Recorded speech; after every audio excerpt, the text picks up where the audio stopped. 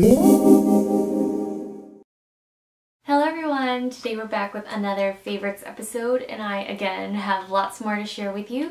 So I'm super excited to talk to you about new makeup today, new makeup that I've been loving, some hair products as well. So let's get started with a couple of amazing finds. First, I'll talk about the lips, since I'm absolutely loving the new updated formula of the Clé de Peau lipsticks. They feel like a lip balm hybrid, but they provide just enough color to completely cover my medium lip, which is a natural mauve pink, and I just feel like they make my lips look full, but not overly plumped like you used a lip plumper. And I just think that because my lips are so dry and so sensitive, it's really hard for them to find sheer creamy lipstick formulas because a lot of them tend to accentuate dry flakes. But these Clé de Peau lip luminizers actually repair my lips during the wear, and they look much better even after wearing lipstick. So I highly recommend these. Today I'm wearing number 204, which is actually a really beautiful peach shade. And next up we have a really beautiful plum. So normally I don't gravitate towards these shades. I always buy baby pinks first, but I've been trying to stay away since I've tried baby pinks from the old formula, so I'm exploring different shades before finishing off with the pinks. So this is a plum shade, and I actually have yet to try this one on, so I'll be posting swatches of these on my lips on the blog, so stay tuned to keep an eye on the RAEviewer.com in the next couple weeks.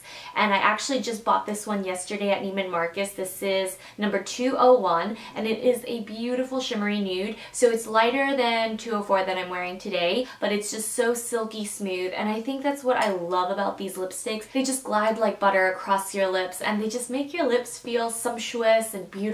So I highly recommend these for the incredible texture, and they're obviously not the most long wearing, but I just feel like it's worth the reapplication because it just makes my lips feel so amazing. So now for the new Clé de Peau eyeshadow formula. So this is a new release for fall 2014, and I'm just getting around to trying them. This is number 303. A nude. Quite typical of me, but I just wanted to start with a nude because I knew I would actually wear it more often. So here we have a fairly satin nude that I like to pop into the transitional crease, a brighter peachy champagne tone, a medium plum brown, and finishing off with a shimmery, slightly purple toned brown. So I pop that into the outer corner here, and I just love every single shade in here. I feel like these new fall 2014 eyeshadow palettes are more American in pigmentation. A lot of Clé de Peau makeup is sheer, translucent. It has all of that Japanese flair that Japanese makeup is known for, but I feel like because of the more intense pigmentation of these palettes, it suits American lifestyles better, especially if you are looking for truly, really pigmented eyeshadows. It is hard to find opaque Japanese eyeshadows, so if that's what you're looking for, I highly recommend the new Clé de Peau palettes. And now for some Tom Ford holiday. So I've already went ahead and reviewed the new matte color lipsticks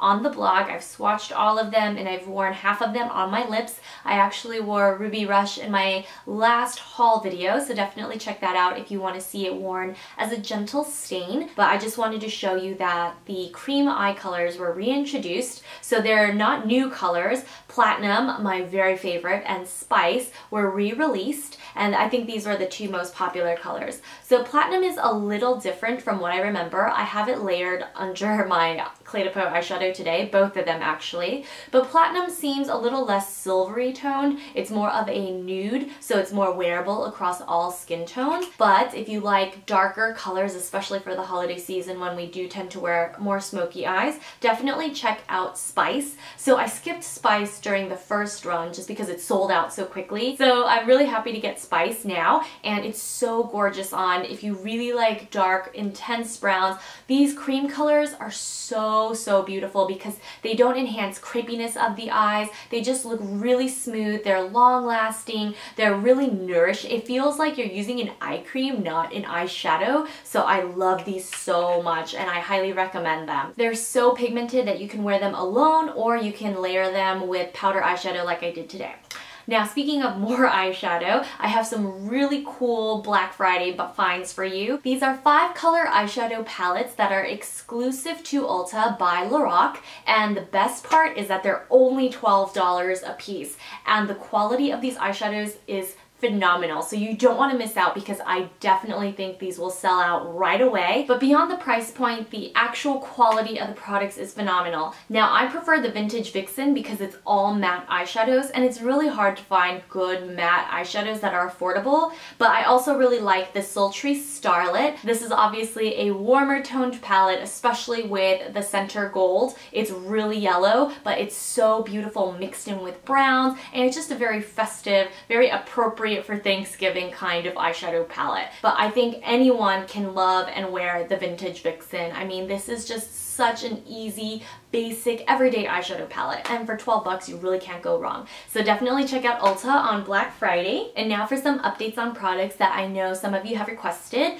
So as many of you know, I announced in my recent haul video that I was going to use Kate Somerville again. So I used Kate Somerville pretty religiously in college. I loved the Exfoliate. I had it in my shower at all times because it is truly still, to this day, one of the best manual exfoliators on the market. Massage it into the skin for about 30 seconds and then you let it sit for 2 minutes. And that's why I really like to use it in the shower. So it saves me time, even if it is just a little bit. So I highly recommend the Kate Exfoliate. It has a really funky green, forest green color, but I promise you, it is truly remarkable. When I first used it again after all these years, I thought, wow, this is why I spent so much money on this product when I was, 20, because it really is that good. It smells great and it works really, really well. After every time I use it, which is about 2 times a week, I can really feel my skin perky, brighter, and clearer as well. It really does help clear the blackheads around my nose,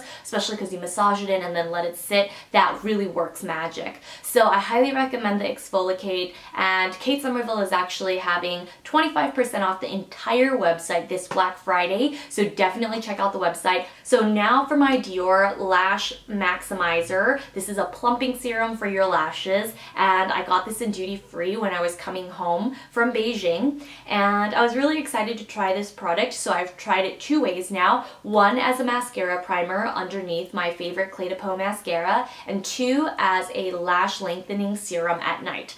And let me just say, I love it.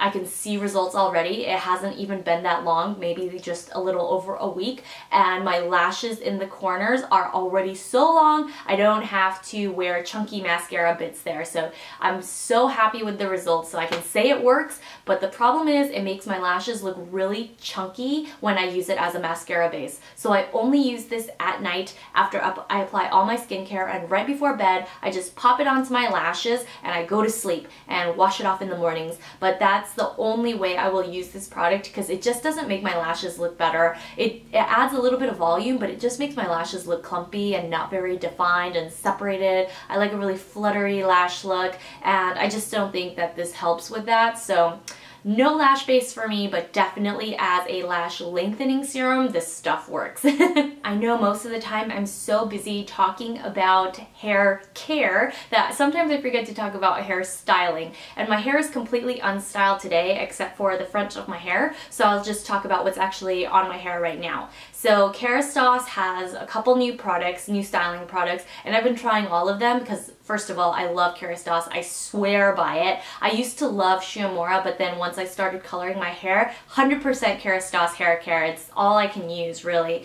And so for the Kerastase Balm de Jour, this is a fixation medium hold balm, and I've never used a balm before. I always figured these were manly hair care products, but this styling balm is awesome if you have major flyaways like me. So I have major flyaways, major baby hair, and I think it's going to be a lifetime struggle to keep it down. So especially when I'm on set, when I'm filming videos, it's always a problem, but I feel like this Kerastase really helps me keep it in check, and I spray them into place with my Kerastase Lac Noir hairspray.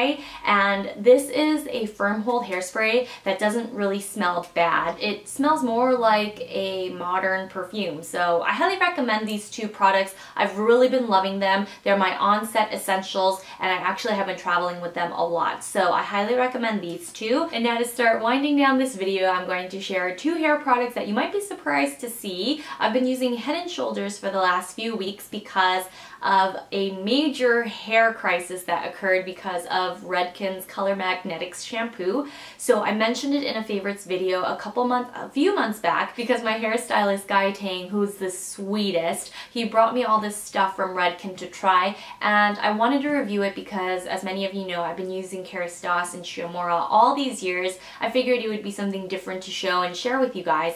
So I was using it and it made my scalp dry, it made my scalp peel, and it gave me dandruff. So basically I've been trying to repair my scalp, but the Head & Shoulders products have been helping a lot, and I actually really like the green apple scent, and these products are really affordable, but they don't drain my color too much, so I actually really like these. And on days where I use the Head & Shoulders products, which is about every other day, I actually use the New Me White Truffle Leave-In Conditioner. This is a pretty heavy leave-in and it's very moisturizing, so I like to use this right after I get out of the shower after conditioning with the Head & Shoulders Green Apple Conditioner. I usually tend to use this just around the scalp area, and I will use the New Me White Truffle on this half of my ponytail and down to the ends. And that's a wrap for this month, so I hope you guys enjoyed this episode, and if you have any further questions, please feel free to leave them down below in the comments and I'll try to get back to you. And don't forget to check out my last video, which was my Holy Grail skincare video. It was the first of its kind. I had never done a Holy Grail episode on my skincare products before, so I highly recommend you check it out. And if you've ever been curious how I transitioned from combination skin to normal to dry skin, definitely check out my skincare chronicle on the blog as well. Thanks so much for tuning in as always, and I'll see you guys soon. Hope you have a great Thanksgiving and safe Black Friday shopping. Bye!